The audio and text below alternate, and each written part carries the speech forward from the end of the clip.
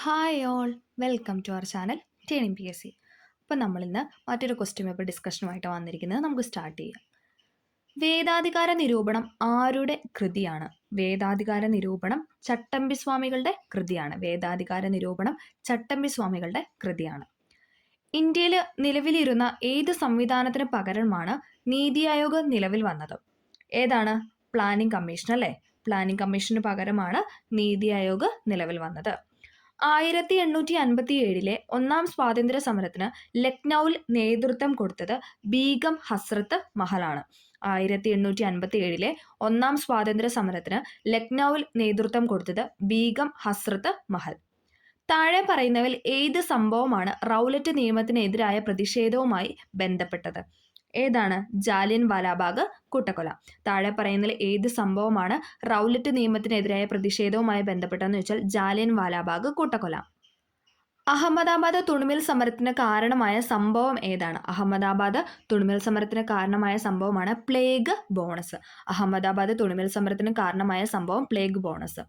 തിരഞ്ഞെടുപ്പിൽ വോട്ടെടുപ്പ് ആരംഭിക്കുന്നതിന് എത്ര മണിക്കൂർ മുമ്പ് ഇലക്ഷൻ പ്രചരണം അവസാനിപ്പിക്കണം എന്ന് പറഞ്ഞാൽ ഓപ്ഷൻ ഡി 48 മണിക്കൂറിനകമാണ്. തിരഞ്ഞെടുപ്പിൽ വോട്ടെടുപ്പ് ആരംഭിക്കുന്നതിന് 48 മണിക്കൂറിന് മുൻപ് ഇലക്ഷൻ പ്രചാരണം അവസാനിപ്പിക്കണം.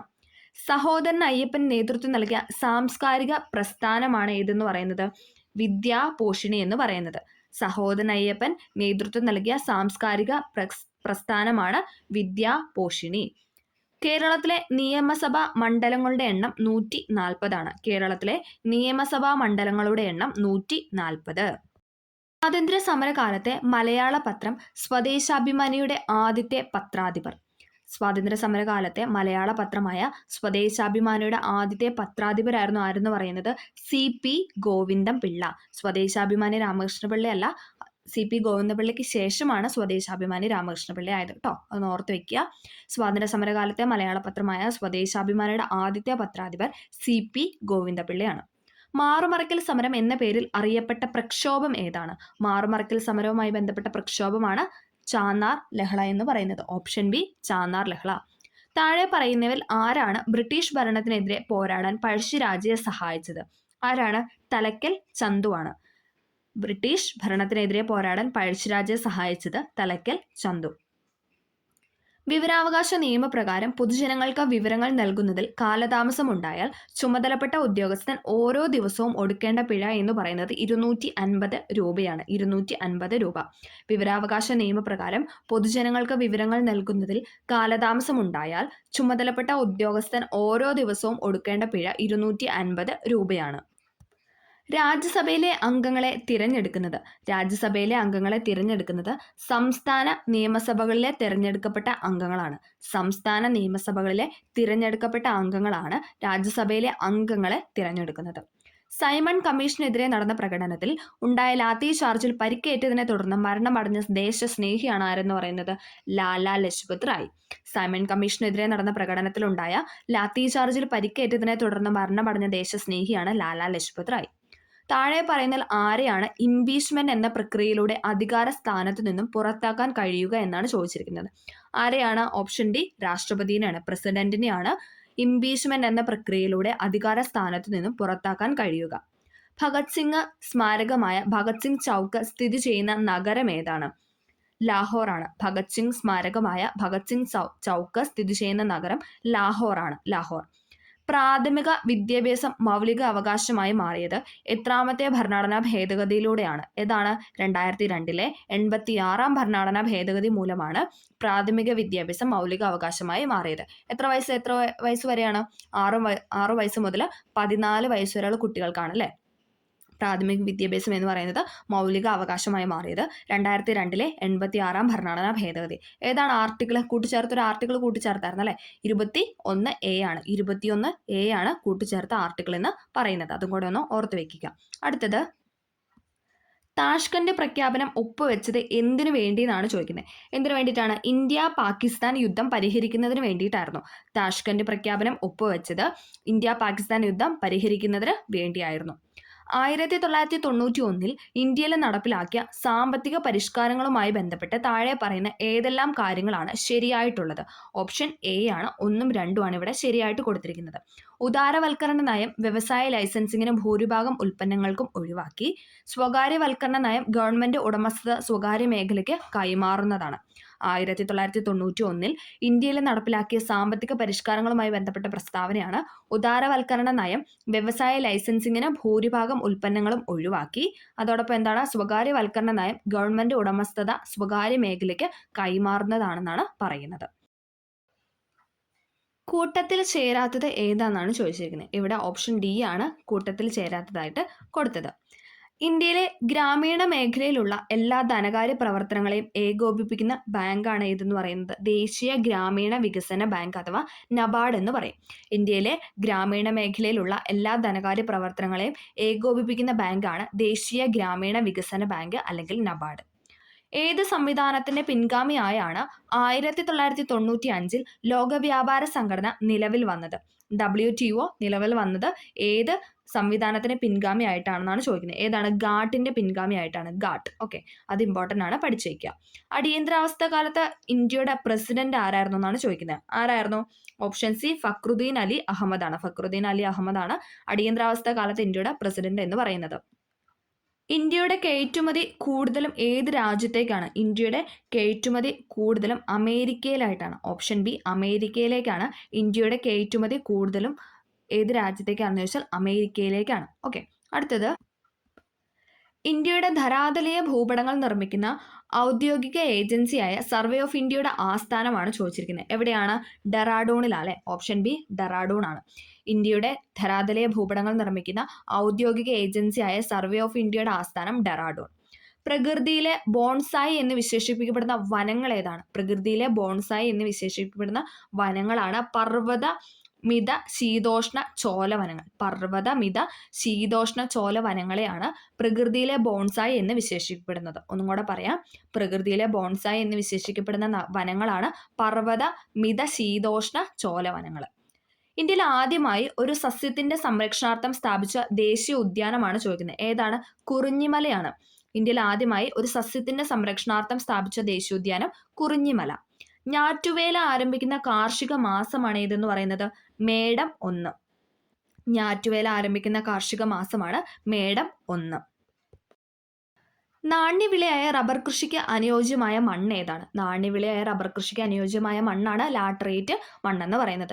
കേരളത്തിൽ ഏറ്റവും കൂടുതൽ കാണപ്പെടുന്ന മണ്ണും ലാറ്ററൈറ്റ് സോയിൽ അല്ലേ? അപ്പോൾ നമുക്ക് അത് വെച്ചിട്ട് കണക്ട് ചെയ്യാം. കാരണം ഇന്ത്യയിൽ ഏറ്റവും കൂടുതൽ റബ്ബർ ഉൽപ്പാദിപ്പിക്കുന്ന കേരളത്തിലല്ലേ. അപ്പോൾ നമുക്ക് കേരളത്തിലെ മണ്ണായിട്ട് അത് കണക്ട് ചെയ്തിട്ട് അത് പഠിക്കാം. ഓക്കെ, കോട്ടനോപോളിസ് എന്ന് വിശേഷിക്കപ്പെടുന്ന നഗരം ഏതാണ്? എപ്പോഴും ചോദിക്കുന്നതാണ്. കോട്ടനോപോളിസ് എന്ന് വിശേഷിക്കപ്പെടുന്ന നഗരമാണ് ഇതെന്ന് പറയുന്നത് മുംബൈ എന്ന് പറയുന്നത്. കോട്ടനോപോളിസ് എന്ന് വിശേഷിപ്പിക്കപ്പെടുന്നത് മുംബൈ നഗരത്തെയാണ്. കേരളത്തിലെ ഇടത്തരം നദികളിൽ പെടാത്തതാണ് ചോദിക്കുന്നത്. ഇടത്തരം നദികളിൽ പെടാത്തത് ഓപ്ഷൻ ബി ആണ്, കല്ലടയാറാണ്. പമ്പ, ചാലിയാറ്, പെരിയാറ്, ഭാരതപ്പുഴ എന്നൊക്കെ പറയുന്ന ഏതാണ്? ഇടത്തരം നദികളാണ്. ഓക്കെ, മലനാട് ഇല്ലാത്ത ജില്ല. മലനാട് ഇല്ലാത്ത ജില്ല ആലപ്പുഴയാണ് അല്ലെ. മലനാട് ഇല്ലാത്ത കേരളത്തിലെ ജില്ലയാണ് ആലപ്പുഴ എന്ന് പറയുന്നത്. അടുത്തത് പമ്പാ നദിയുടെ വൃഷ്ടിപ്രദേശം. പമ്പാ നദിയുടെ വൃഷ്ടിപ്രദേശം എന്ന് പറയുന്നത് 2235 ചതുരശ്ര കിലോമീറ്റർ ആണ്. പമ്പാ നദിയുടെ വൃഷ്ടിപ്രദേശം 2235 ചതുരശ്ര കിലോമീറ്റർ ആണ്. പാലക്കാട് ചുരത്തിലൂടെ കടന്നു പോകുന്ന ദേശീയ പാതയാണ് ചോദിച്ചിരിക്കുന്നത്. ഏതാണ്? ഓപ്ഷൻ ഡി NH 544 ആണ്. പാലക്കാട് ചുരത്തിലൂടെ കടന്നു പോകുന്ന ദേശീയപാതയാണ് NH 544 എന്ന് പറയുന്നത്. ഓക്കെ, അടുത്തത് ഇന്ത്യ ഏറ്റവും കുറഞ്ഞ ദൂരം അതിർത്തി പങ്കിടുന്ന രാജ്യമാണ് ഇതെന്ന് പറയുന്നത് അഫ്ഗാനിസ്ഥാൻ അല്ലെ. ഇന്ത്യ ഏറ്റവും കുറഞ്ഞ ദൂരം അതിർത്തി പങ്കിടുന്ന രാജ്യം അഫ്ഗാനിസ്ഥാനാണ്. ഉഷ്ണകാലത്ത് പശ്ചിമ ബംഗാളിൽ അനുഭവപ്പെടുന്ന ഇടിയോടുകൂടിയ ശക്തമായ മഴ അറിയപ്പെടുന്നതാണ് ഇത്? കാൽബൈശാഖി. ഉഷ്ണകാലത്ത് പശ്ചിമ ബംഗാളിൽ അനുഭവപ്പെടുന്ന ഇടിയോടുകൂടിയ ശക്തമായ മഴയാണ് കാൽബൈശാഖി. ഉത്തര കേരളത്തിലെ ഏക ശുദ്ധജല തടാകമാണ് ഇതെന്ന് പറയുന്നത് പൂക്കോട് തടാകം. പൂക്കോട് തടാകം ശാസ്താംകോട്ടയല്ല, ഉത്തര കേരളമാണ് ചോദിക്കുന്നത് അല്ലെ, മുകളിൽ അല്ലെ, വടക്ക് ഭാഗത്തായിട്ടാണ് ചോദിക്കുന്നത്. പൂക്കോട് തടാകമാണ് ഉത്തര കേരളത്തിലെ ഏക ശുദ്ധജല തടാകം. മുംബൈ സഞ്ജയ് ഗാന്ധി നാഷണൽ പാർക്കിൽ വെച്ച് ഈയിടെ മരണപ്പെട്ട സിംഹമാണ് ചോദിക്കുന്നത്. ആ ഒരു ടൈമിൽ കറണ്ട് അഫെയർ ആയിരുന്നു. ജസ്പ എന്നായിരുന്നു പേര്. ഓക്കെ, ജസ്പ. ഓക്കെ, കേരളത്തിലെ ഇപ്പോഴത്തെ ഫിഷറീസ് വകുപ്പ് മന്ത്രി. കേരളത്തിലെ ഇപ്പോഴത്തെ ഫിഷറീസ് വകുപ്പ് മന്ത്രിയാണ് ആരെന്ന് പറയുന്നത്? സജി ചെറിയാൻ അല്ലെ. നിലവിൽ കേരളത്തിലെ ഫിഷറീസ് വകുപ്പ് മന്ത്രി എന്ന് പറയുന്നത് സജി ചെറിയാനാണ്. അടുത്തത്, ഉപദ്വീപീയ നദികളിൽ ഏറ്റവും നീളം കൂടിയ നദി ഏതാണ്? ഉപദ്വീപീയ നദികളിൽ ഏറ്റവും നീളം കൂടിയ നദിയാണ് ഗോദാവരി അല്ലെ. ഉപദ്വീപീയ നദികളിൽ ഏറ്റവും നീളം കൂടിയ നദിയാണ് ഗോദാവരി. തീരപ്രദേശം കേരളത്തിന്റെ മൊത്തം ഭൂവിസ്തൃതിയുടെ എത്ര ശതമാനമാണെന്നാണ് ചോദിക്കുന്നത്. കേരളത്തിന്റെ മൊത്തം ഭൂവിസ്തൃതിയുടെ എത്ര ശതമാനമാണ് തീരപ്രദേശം എന്ന് ചോദിച്ചാൽ എത്രയാണ്? Option B 12%. 12%. ചണം ഉൽപാദനത്തിൽ ലോകത്ത് 2ാം സ്ഥാനമുള്ള രാജ്യമാണ് ചോദിച്ചിരിക്കുന്നത്. ആ ടൈമിൽ ഇന്ത്യ ആയിരുന്നു സെക്കൻഡ്. ഇപ്പം നിലവിൽ അതാണ് ചണം ഉൽപാദനത്തിൽ ലോകത്ത് ഇന്ത്യയാണ് 1ാം സ്ഥാനം. 2ാം സ്ഥാനം ബംഗ്ലാദേശ് ആണ് കേട്ടോ. ബംഗ്ലാദേശാണ് 2ാം സ്ഥാനം. ഓക്കെ. അടുത്തത്, മികച്ച തദ്ദേശ സ്വയംഭരണ സ്ഥാപനങ്ങൾക്ക് കേരള സർക്കാർ നൽകുന്ന ട്രോഫിയാണ് ഏതെന്ന് പറയുന്നത്. Option A Swaraj trophy. Swaraj ട്രോഫിയാണ്. മികച്ച തദ്ദേശ സ്വയംഭരണ സ്ഥാപനങ്ങൾക്ക് കേരള ഗവൺമെന്റ് നൽകുന്ന ട്രോഫിയാണ് സ്വരാജ് ട്രോഫി. താഴെ തന്നിരിക്കുന്ന പ്രസ്താവനയിൽ ശരിയായത് കണ്ടെത്താനാണ് പറഞ്ഞിരിക്കുന്നത്. ഏതാണ്? ഓപ്ഷൻ ഡി ആണ് ഇവിടെ ശരിയായിട്ട് കൊടുത്തിരിക്കുന്നത്. 1ഉം 4ഉം. സ്വതന്ത്ര ഇന്ത്യയിൽ ആദ്യമായി വ്യവസായിക നയം രൂപീകരിച്ചത് 1948. സ്വതന്ത്ര ഇന്ത്യയിൽ ആദ്യമായി വ്യവസായിക നയം രൂപീകരിച്ചത് 1948. എൻ റോയ് ആവിഷ്കരിച്ച പദ്ധതിയാണ് ജനകീയ പദ്ധതി അല്ലെ. ജനകീയ പദ്ധതി അല്ലെ പീപ്പിൾസ് പ്ലാൻ എന്ന് പറയുന്നത് എൻ റോയ് ആണ് ആവിഷ്കരിച്ചത്. സ്വതന്ത്ര ഇന്ത്യയിൽ ആദ്യമായി വ്യവസായിക നയം രൂപീകരിച്ചത് 1948. ഓക്കെ. അടുത്തത്, താഴെ കൊടുത്തിരിക്കുന്ന പഞ്ചവത്സര പദ്ധതികളിൽ ഉചിതമായത് ഏതാണെന്നാണ് ചോദിച്ചിരിക്കുന്നത്. ശരിയായതാണ് ഇവിടെ ചോദിച്ചിരിക്കുന്നത്. ഏതാണ് ഇവിടെ ശരിയായിട്ട് കൊടുത്തിരിക്കുന്നത്? ഓപ്ഷൻ ബി ആണ്. 1ഉം 2ഉം 3ഉം ശരിയാണ്. ഓക്കെ.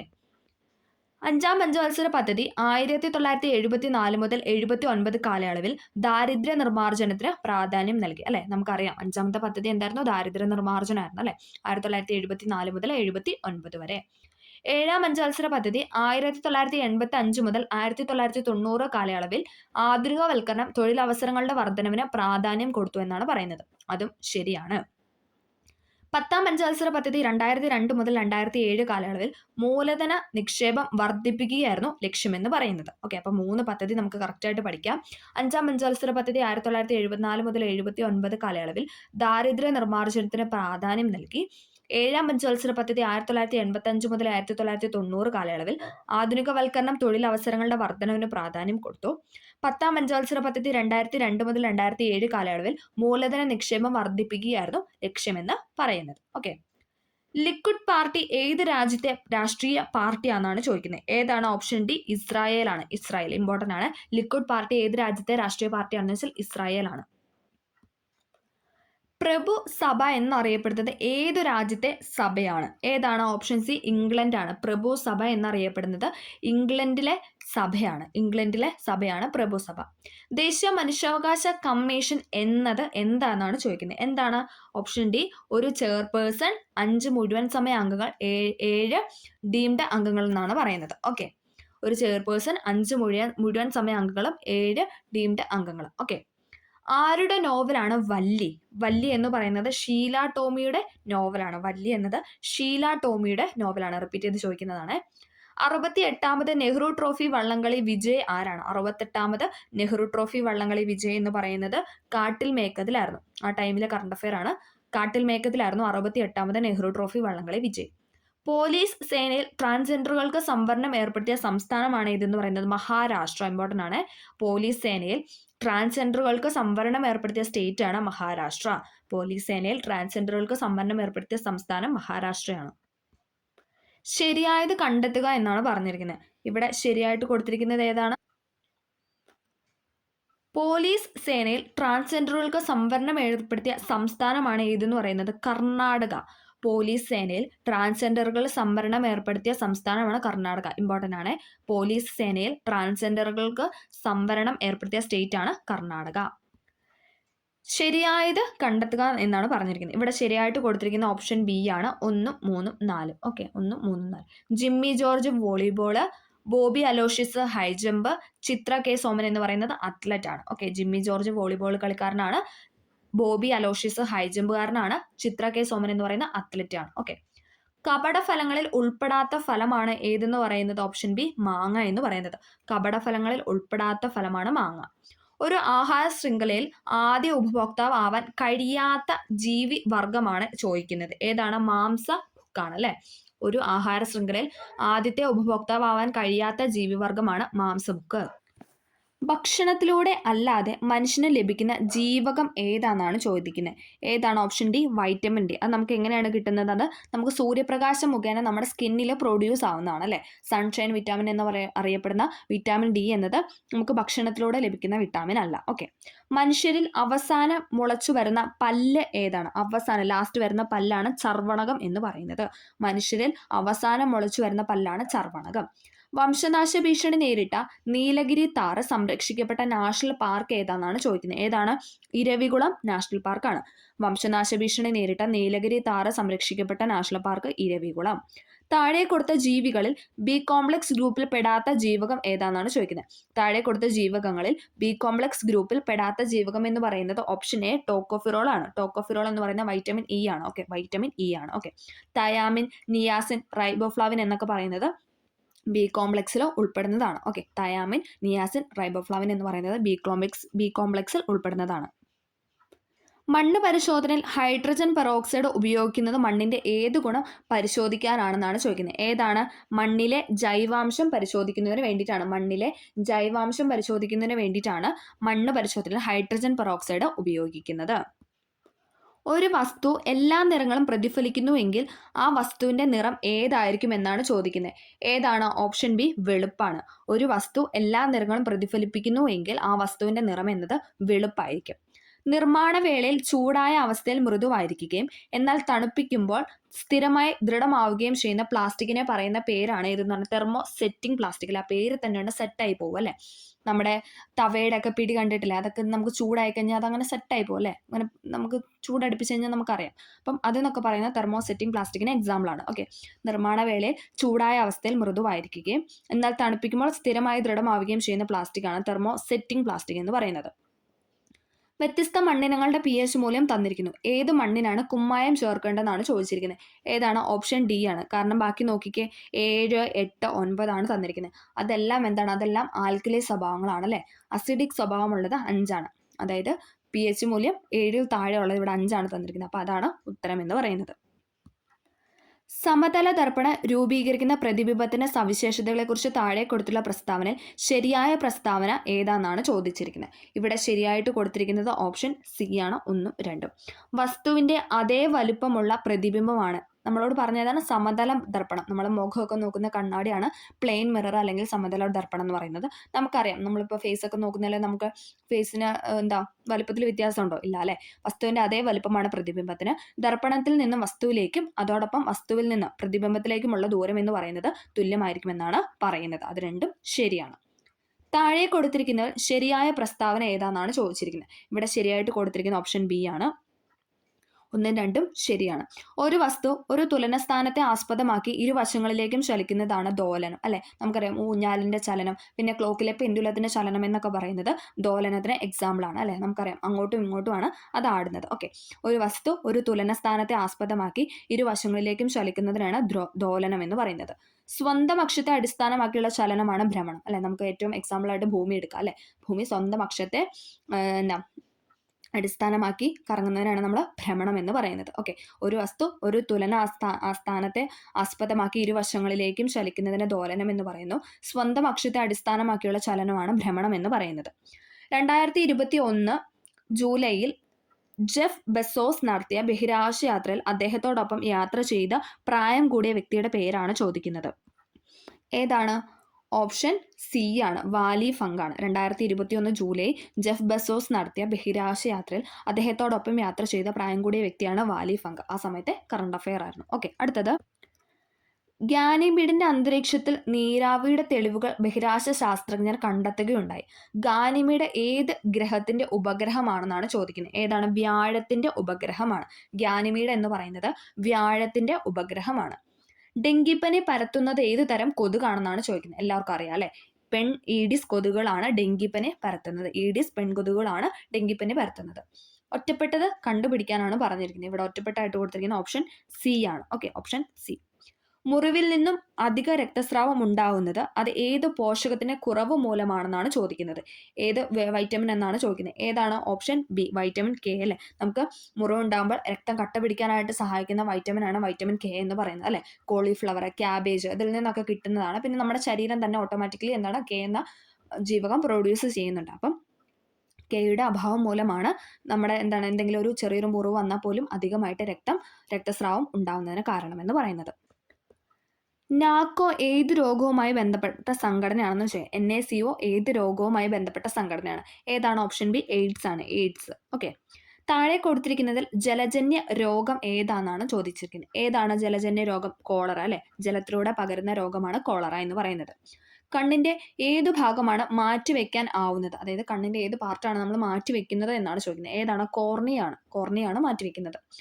ഉത്തേജക മരുന്നിന്റെ സ്ഥിര ഉപയോഗം കായിക താരങ്ങൾക്ക് ഉണ്ടാകുന്ന മാറ്റങ്ങൾ എന്താണെന്നാണ് ചോദിക്കുന്നത്. എന്താണ്? ഓപ്ഷൻ ഡി ഇതെല്ലാം ഉണ്ട്. മുഖക്കുരു, വർദ്ധിച്ച ആക്രമണാത്മകത, മാനസിക ചാഞ്ചാട്ടം. ഇതെല്ലാം എന്താണ്? ഉത്തേജക മരുന്നിന്റെ അല്ലെ എനർജിക്ക് വേണ്ടിയിട്ട് കുത്തുന്ന മരുന്നിന്റെ സ്ഥിര ഉപയോഗമാണ് എന്തെന്ന് പറയുന്നത്? മാനസിക ചാഞ്ചാട്ടത്തിനും വർദ്ധിച്ച ആക്രമണാത്മകതയും മുഖക്കുരു ഒക്കെ ഉണ്ടാകുന്നതിന് കാരണമെന്ന് പറയുന്നത്. അനിയന്ത്രിത കോശ വളർച്ച ഏത് രോഗത്തിന്റെ ലക്ഷണമാണെന്ന് ചോദിച്ചാൽ ഏതാണ്? എല്ലാവർക്കും അറിയാലോ. ഓപ്ഷൻ ബി അർബുദം അഥവാ ക്യാൻസറിന്റെ ലക്ഷണമാണ് അല്ലെ. അനിയന്ത്രിത കോശ വളർച്ച ഏത് രോഗത്തിന്റെ ലക്ഷണമാണെന്ന് ചോദിച്ചാൽ അർബുദം അഥവാ ക്യാൻസർ ആണ്. വിളർച്ച ഏത് ധാതുവിന്റെ കുറവ് കൊണ്ടുണ്ടാകുന്നു? വിളർച്ച അല്ലെങ്കിൽ അനീമിയ എന്നത് ഏത് ധാതുവിന്റെ കുറവ് കൊണ്ടാണ് ഉണ്ടാകുന്നതെന്നാണ് ചോദിക്കുന്നത്. ഏതാണ്? ഓപ്ഷൻ ബി ഇരുമ്പിന്റെ ആണ്. അയണിന്റെ കുറവ് മൂലം ഉണ്ടാകുന്നതാണ് ഏതെന്ന് പറയുന്നത്? അനീമിയ അഥവാ വിളർച്ച എന്ന് പറയുന്നത്. ഇരുമ്പിന്റെ കുറവ് മൂലം ഉണ്ടാകുന്നത്.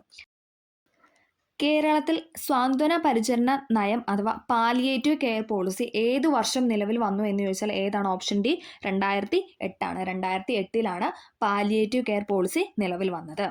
താഴെ കൊടുത്തിരിക്കുന്നതിൽ ലോകമാകെ കുട്ടികളുടെ നിശാന്തതയ്ക്ക് കാരണമായത് ഏതെന്നാണ് ചോദിക്കുന്നത്. ഏതാണ്? ഓപ്ഷൻ എ വൈറ്റമിൻ എയുടെ കുറവാണ്. നമുക്കറിയാലേ വൈറ്റമിൻ എയുടെ ഡെഫിഷ്യൻസി മൂലം ഉണ്ടാകുന്നതാണ് നിശാന്തത എന്ന് പറയുന്നത്. കേരള ഗവൺമെന്റിന്റെ ആരോഗ്യ രംഗത്തെ ത്രിതല സംവിധാനത്തിൽ മൂന്നാമതായി വരുന്ന ആരോഗ്യ സ്ഥാപനം ഏതാണെന്നാണ് ചോദിക്കുന്നത്. ഏതാണ്? ഓപ്ഷൻ ബി മെഡിക്കൽ കോളേജ് ആശുപത്രിയാണ്. മെഡിക്കൽ കോളേജ് ആശുപത്രി. കേരള ഗവൺമെന്റിന്റെ ആരോഗ്യ രംഗത്തെ ത്രിതല സംവിധാനത്തിൽ മൂന്നാമതായി വരുന്ന ആരോഗ്യ സ്ഥാപനമാണ് മെഡിക്കൽ കോളേജ് ആശുപത്രി. ഇന്ത്യയിലെ ഏത് സംസ്ഥാനമാണ് ശിശുമരണ നിരക്ക് ഏറ്റവും കുറവ് രേഖപ്പെടുത്തിയിരിക്കുന്നത്? ഏതാണ്? ഓപ്ഷൻ സി കേരളമാണ്. ഇന്ത്യയിലെ ഏത് സംസ്ഥാനമാണ് ശിശുമരണ നിരക്ക് ഏറ്റവും കുറവ് രേഖപ്പെടുത്തിയിരുന്നത് എന്ന് ചോദിച്ചാൽ കേരളമാണ്. കേരളം. താഴെ കൊടുത്തിരിക്കുന്ന പ്രായപൂർത്തിയായ ഒരു വ്യക്തിയുടെ ശരീരഭാര അനുപാതം അഥവാ ബോഡി മാസ് ഇൻഡെക്സ് BMI എത്ര എന്നാണ് ചോദിക്കുന്നത്. ഓപ്ഷൻ ഡി ആണ്. 18.5 മുതൽ 24.9 kg/m² എന്ന് പറയുന്നതാണ് പ്രായപൂർത്തിയായ ഒരു വ്യക്തിയുടെ ശരീരഭാര അനുപാതം അഥവാ BMI ബോഡി മാസ് ഇൻഡെക്സ് എന്ന് പറയുന്നത്. 18.5നും 24.9നും 24.9 kg/m² ഇടയിലാവണം. ഓക്കെ. അപ്പം നമ്മളിവിടെ 80 ക്വസ്റ്റ്യൻസ് ആണ് ഡിസ്കസ് ചെയ്തത്. എല്ലാവർക്കും ഈ വീഡിയോ ഹെൽപ്ഫുൾ ആയെന്ന് തന്നെ വിചാരിക്കുന്നു. അടുത്ത ദിവസം നമുക്ക് 3ാം ഘട്ട പ്രിലിംസ് ഒക്കെ നടക്കുന്നുണ്ടല്ലോ. അപ്പോൾ ഇതിൽ നിന്നൊക്കെ ക്വസ്റ്റ്യൻ ഉണ്ടാവട്ടെ എന്ന് പ്രാർത്ഥിക്കുന്നു. അപ്പം എന്തെങ്കിലും ഡൗട്ടോ കാര്യങ്ങളോ ഉണ്ടെങ്കിൽ തീർച്ചയായും കമൻ്റായിട്ട് രേഖപ്പെടുത്തുക. അപ്പോൾ ഓക്കെ, താങ്ക്